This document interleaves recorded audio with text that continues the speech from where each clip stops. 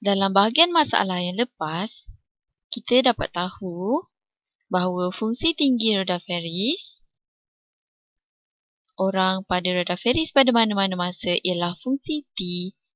H daripada T ialah sama dengan 9 tolak 8 kosinus daripada 18T ialah dalam saat.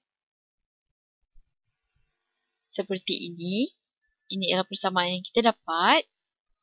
Sekarang bagi yang kedua masalah ini, mereka mahu kita grafkan H.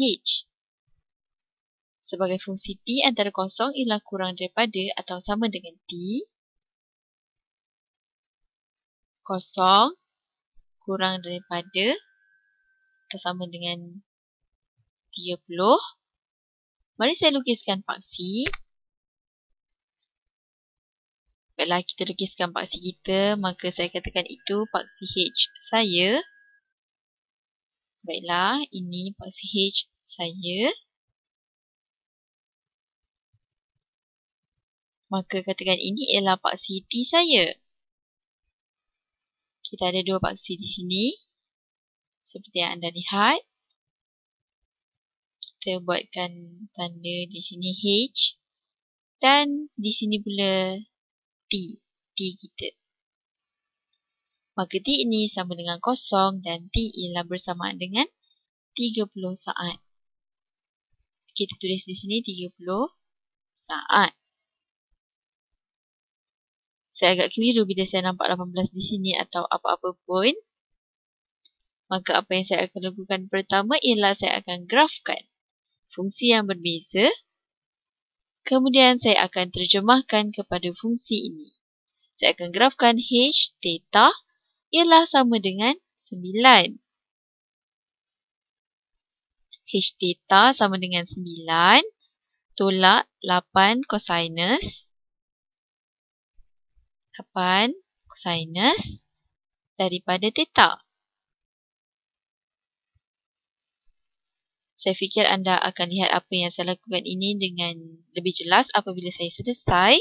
Mari cuba grafkan H daripada theta ialah sama dengan 9 tolak 8 kosinus daripada theta. Maka apabila T ialah sama dengan 30 saat, theta bersamaan dengan apa? Maka 30 darab 18 itu ialah 540. Maka ini ialah 540 darjah. Perkara yang sama, saya akan lukiskan theta dalam merah.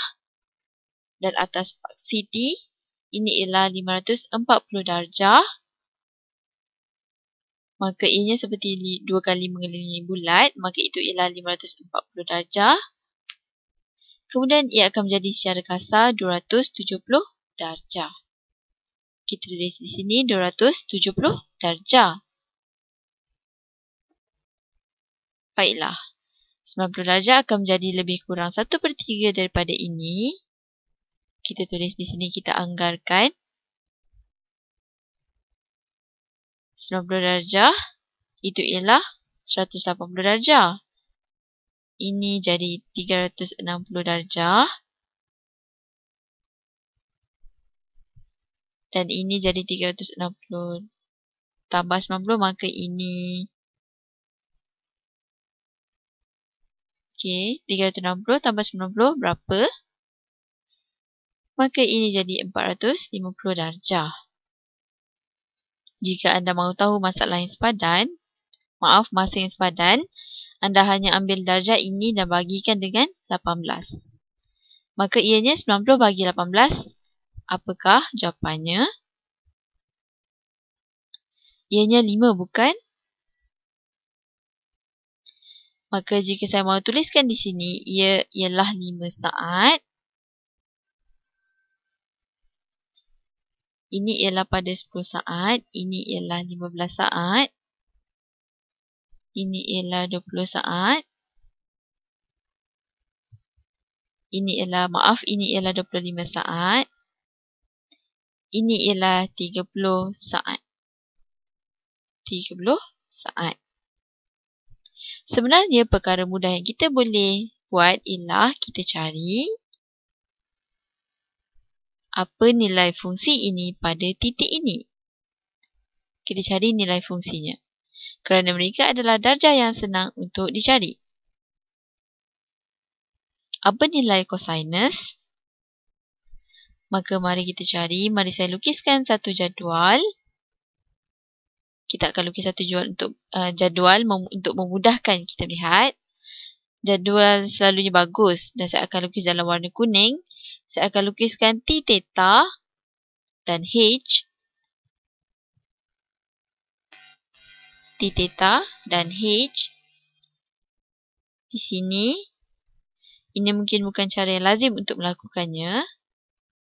Tetapi saya ada minda yang mudah, maka ini sebenarnya bagaimana saya suka untuk lakukannya.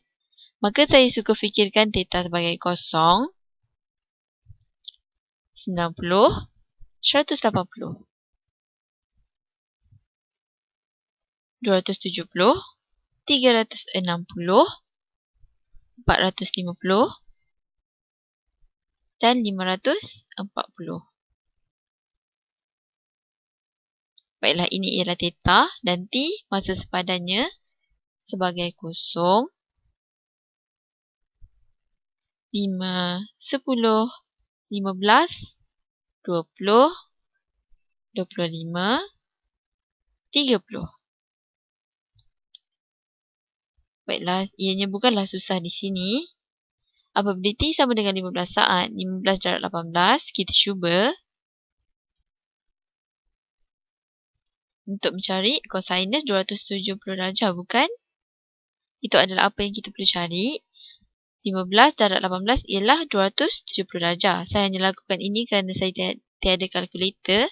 Dan ini akan bantu saya untuk pilih titik yang terbaik. Maka apabila T ialah sama dengan 0, apakah tinggi? Atau T ialah sama dengan 0, theta ialah sama dengan 0, maka kosinus daripada theta ialah kosinus daripada 0 ialah 1. Maka 9 tolak 8 ialah 1. Saya akan lakukan H dalam warna yang berbeza. Maka ini ialah 1. Kosinus daripada 90 darjah. Kosinus daripada 90 darjah ialah 0. Maka 9 tolak 0 ialah 9. Kosinus daripada 180 darjah. Maka kita akan pergi mengelilingi unit bulatan. Kosinus daripada 180 darjah ialah tolak 1. Maka tolak 1 darab tolak 8 ialah positif 8. Maka 9 tambah 8 itu ialah 15. Kita dapat 15 di sini. Kosinus 270 darjah menunjuk lurus ke bawah. Maka kedudukan X akan menjadi 0. Sekali lagi kita pada 9. 9 tolak 0. 360 darjah. Kosinus 360 darjah ialah sama dengan kosinus 0, bukan?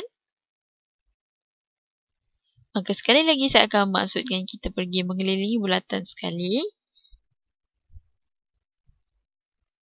Dan ia akan menjadi sama dengan 0, ia akan menjadi 1. Dan 450 akan menjadi sama dengan 90.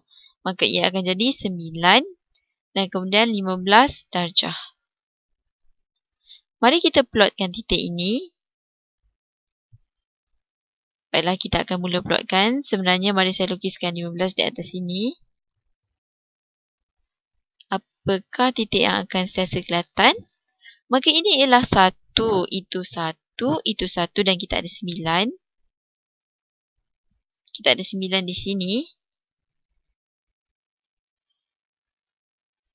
Baiklah, kita akan buat 1, itu 2, 3, 4, 5, 6, 7, 8, 9, 10, 11, 12, 13,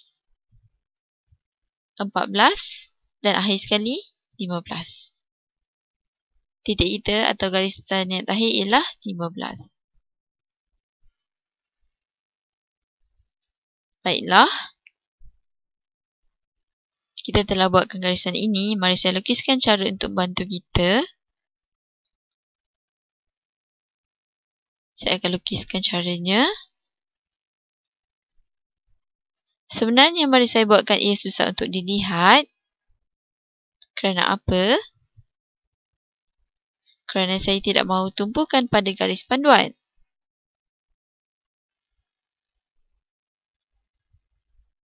Saya boleh buat satu garis panduan di sini. Baiklah, ianya samar-samar dan tidak terlalu pekat. Kemudian saya akan buat garis bawah di sini. Ianya sebagai garis panduan, memudahkan kita plotkan nanti. Kemudian 9 sentiasa muncul. 9 sentiasa muncul di sini. Oh, anda tahu tidak? Apa 9 tambah 8? Ianya bukan 15, ianya 17. Maaf, jelasnya saya perlu praktis tambahan saya. Maaf ya. Kerana saya melakukan kesilapan ini, maka ini ialah 9 tambah 8 iaitu 17. Dan saya sedar kerana saya rasa 9 harus menjadi tengah, maka ini sebenarnya 17. Abaikan tanda saya di situ. Itu 17. Okey, abaikan tanda di situ. 9 akan betul pada tengah antara 1 dan 17. Mari saya lukiskan titik median di sini. Okey, ini ialah 9. Maaf, saya tidak dapat menambah dengan baik. Kemudian, mari kita lukiskan atau sekurang-kurangnya plotkan titik pada graf. Maka T sama dengan 0 di mana H sama dengan 1. Maka itu titik ini di sini. Okey, titiknya di sini. Kita plotkan di sini. Apabila T sama dengan 5, H sama dengan 9 di sini. Okey, kita plotkan di sini. Apabila T sama dengan 10, H sama dengan 17. Maka kita plotkan di sini. Baiklah, apabila T sama dengan 15, H ialah 9 semula. Jadi kita plotkan di sini. Okey, kita tandakan di sini bulatan. Pada 20 kita kembali pada 1. Saya rasa anda dapat lihat coraknya. Pada 25 kita kembali pada 9. Dan pada 30 kita kembali pada 17. Bukan 15 kerana sekarang, maaf ya, bukan 15. Kerana saya telah betulkan kesilapan saya. Ia akan menjadi graf sinus. Ia akan kelihatan seperti ini. Baiklah, ini ialah graf sinus kita. Mari saya lakukan dalam warna yang terang supaya saya boleh menulis mula ini dan ia akan kelihatan seperti ini. Okey, kita pergi. Okey, kemudian di atas. Okey, ke bawah sini. Okey, maaf. Saya akan buat semula. Ianya tidak terlalu baik lengkuknya. Okey, melengkung ke atas.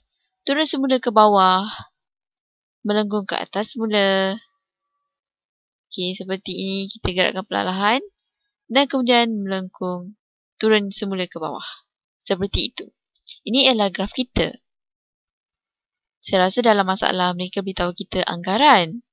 Sebenarnya mari saya buka masalah sepupu saya. Apakah dia? Baiklah, akaun saya yang lain telah tamat semasa saya merakam ini. Jadi kita straight to the point, kita terus pada point. Maka anggaran apabila T sama dengan 4, apakah ketinggiannya? Jadi itu ialah persoalan. Maka apabila T sama dengan 4, tingginya seperti itu. Betul bukan? Maka tinggi sedikit kurang daripada 9. Dan saya tidak tahu 7 atau 8 meter pada udara. Dan apabila masa sama dengan 10, baiklah, masa sama dengan 10, kita dapat tahu kita ada 17 meter pada udara. 17 meter pada udara. Maka saya tahu ianya sedikit comot. Maaf ya. Dan teknik grafkan fungsi kelihatannya, tetapi saya harapkan anda dapati ini berguna.